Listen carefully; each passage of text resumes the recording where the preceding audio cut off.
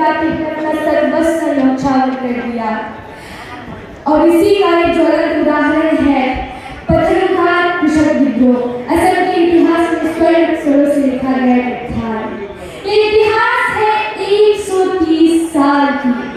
समय थी 1894 की 28 जनवरी। ब्रिटिश शासन की औपनिवेशिकता का प्रमाण स्वरूप ऐतिहासिक कर व्यवस्था की विरोधिता करने हेतु दरअसल जिले के इसी मिट्टी पर, इसी भूमि पर राइसलैंड द्वारा एकत्रित हुए अनगिनत कृषक भाइयों पर उस समय के एसपी बैरिंगटन तथा जिला उपायुक्त जेके एंडरसन द्वारा के आदेश अनुक्रम निर्मम तरीके से किया गया अंधाधुंध वर्षा में 140 कृषक जवान शहीद हुए और 150 कृषक जवान आहत हुए। उन आहत और निहत कृषक जवानों की बस एक ही पुकार थी, स्वाधीन भारत, स्वतंत्र भारत। भारतीय स्वाधीनता आंदोलन की शुरुआत स्वरूप 1857 से चली आई अनगिनत कृषक विद्रोह, जिसमें पत्थरघाट कृषक विद्रोह भी सम्मिलित है। ऐसे विद्रोहों के बिना भारतीय स्वतंत्रता आंदोलन की इतिहास अधूरी है। वीर वीरांगनाओं का एक प्रांत असम, जिसकी रग रग में बहती है देश प्रेम की धारा। ये धरती है बलिदानों की, ये धरती है अलबेलो मस्तानों की, ये धरती है बलिदानों की, ये धरती है अलबेलो मस्तानों की, ये धरती है वीर कृषक जवानों की, ये धरती है वीर शहीद जवानों की।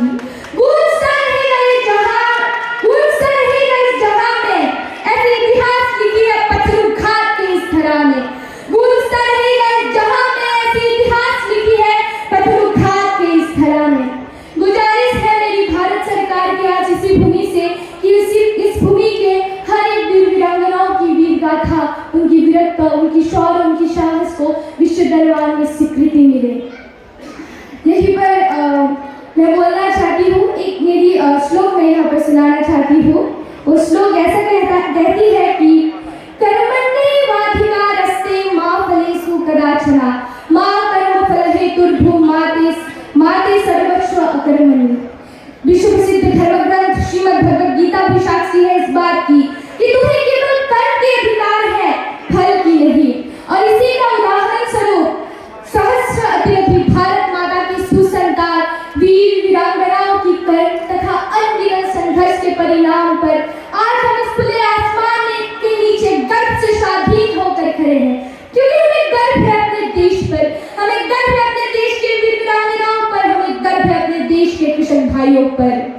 वसुधैव कुटुंबकम, इस नारा, ये नारा लगाने वाली भारत, जिसने अपने 1 लाख वर्ष के इतिहास पे कभी भी किसी देश पर पहले आक्रमण नहीं किया, वो स्वर्ण इतिहास है भारत।